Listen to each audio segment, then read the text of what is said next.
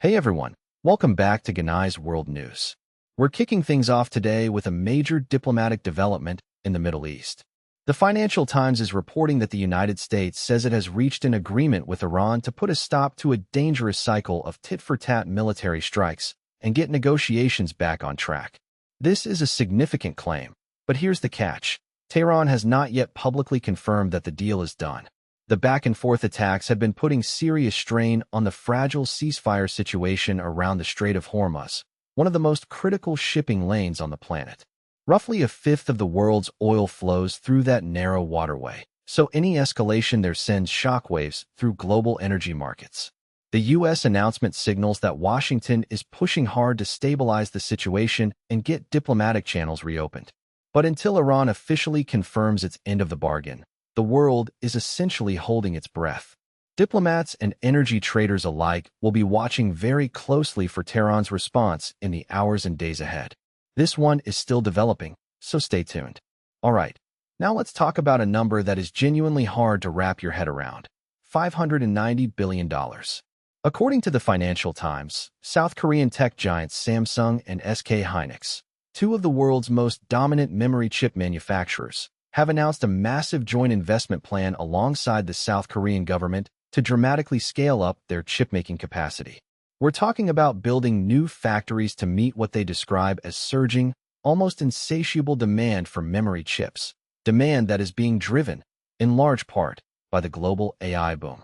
Every AI model you've ever heard of, every data center, every cloud computing operation running large-scale AI, requires enormous amounts of high-bandwidth memory.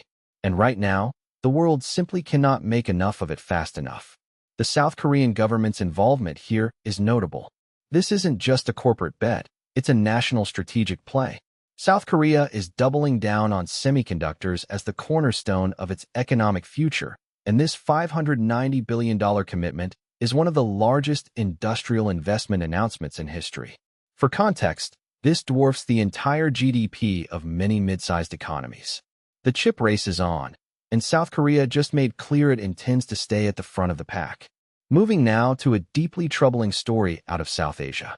BBC News is reporting that Pakistani airstrikes inside Afghan territory have killed dozens of people, according to the Taliban government in Kabul. The Taliban is saying that civilians were among those killed, which, if confirmed, would mark a significant escalation in cross-border tensions. Pakistan, for its part, is pushing back on that characterization, insisting that the strikes were targeted military operations aimed at militant groups, specifically groups that Islamabad accuses of carrying out attacks inside Pakistan. This is a conflict that has been quietly simmering for some time. Pakistan has long blamed Afghan-based militant factions for deadly attacks on its own soil and has been under growing domestic pressure to act. But airstrikes that kill Afghan civilians, if that's what happened, are likely to inflame an already tense relationship between Islamabad and the Taliban administration. The Taliban, which itself came to power through military force, is now framing this as an attack on Afghan sovereignty. The international community will be watching closely to see whether this escalates further or whether diplomatic channels can cool things down quickly.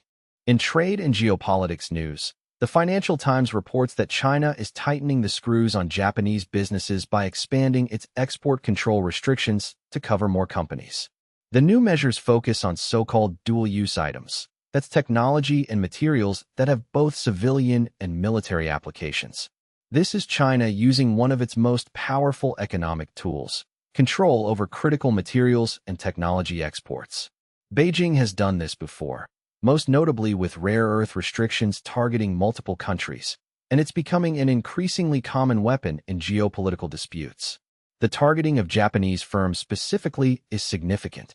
Japan and China have a complex and often fraught relationship, and this latest move suggests Beijing is applying deliberate pressure, likely connected to Japan's growing defense spending, its closer alignment with the U.S. on semiconductor export controls, and its support for Taiwan-related security frameworks.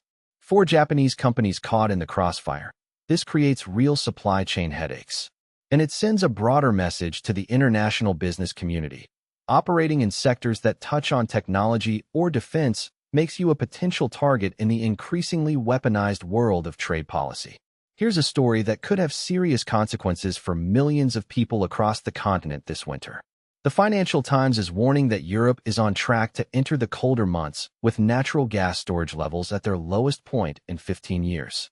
Storage facilities across the European Union are not being refilled quickly enough. The pace of replenishment is falling well behind historical norms, and analysts are raising alarms about what that could mean when temperatures drop and heating demand spikes. The root causes are layered.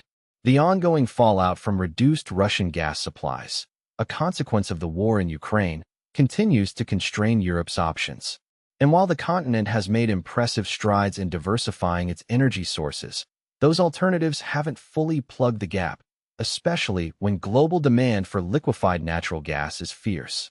If storage levels stay this low heading into winter, Europe could face higher energy prices, potential supply shortfalls, and renewed political pressure on governments that have been promising energy security to their citizens. This is one of those slow-moving crises that can very quickly become a fast-moving emergency if the weather doesn't cooperate. Global trade is getting more expensive, fast. The Financial Times reports that international freight shipping rates have surged to their highest levels since the Red Sea crisis of 2024, and the driving force this time is the looming threat of new tariffs from the Trump administration. Companies around the world are racing to front-load shipments, essentially cramming as much cargo onto ships as possible right now, before fresh levies from Washington take effect. That scramble is creating a surge in demand for container shipping capacity, and when demand spikes like this, prices follow. This pattern will look familiar. We saw something similar in the early stages of the first Trump trade war, and again during the pandemic-era supply chain chaos. Companies learned from those experiences that waiting until tariffs hit means paying more for goods on top of the tariff itself. So now they're moving early. The irony is that this kind of front-loading actually creates short-term inflation. Goods get more expensive to move, and those costs get passed along. It also means there could be a sharp slowdown in shipping activity once the tariff deadline passes and inventories are already stocked up. For global supply chains, it's yet another wave of volatility to navigate. And now, a story that puts a very human face on one of the world's most devastating humanitarian situations. The Financial Times is reporting on how residents of Gaza are turning to clay, mud, and rubble to build makeshift homes. Because Israel's ban on importing concrete and steel into the territory means conventional construction materials simply aren't available. People are constructing mud huts, structures that echo building techniques from centuries ago, just to escape the misery of living in thin, flimsy tents that offer almost no protection from the elements. In the heat of summer and through cold nights, these basic shelters represent an enormous effort and ingenuity under almost unimaginable circumstances. The scale of destruction in Gaza means that even if materials were available tomorrow, rebuilding would take years. Without them, families are doing whatever they can with whatever is at hand: broken concrete, sand, straw, and clay. This story is a stark reminder that beyond the political and military dimensions of the conflict, there is a daily human reality of millions of people simply trying to survive. It's a situation that aid organizations and international observers continue to call one of the worst humanitarian crises of this generation. All right, that's a wrap on today's top stories. It has been a heavy but important news day across the globe. And that's your global briefing for today, June 29th, 2026. From a potential U.S.-Iran diplomatic breakthrough to South Korea's massive chip investment, escalating tensions in South Asia, and the very real human toll of conflict in Gaza, there is a lot happening out there, and we're going to keep bringing it to you every single day. If you found today's coverage valuable, please hit that like button. It genuinely helps more people find this channel. And if you haven't subscribed yet, what are you waiting for? Hit subscribe and tap the bell so you never miss an update. We'll see you right back here tomorrow on Genai World News. Stay informed, stay sharp, take care, everyone.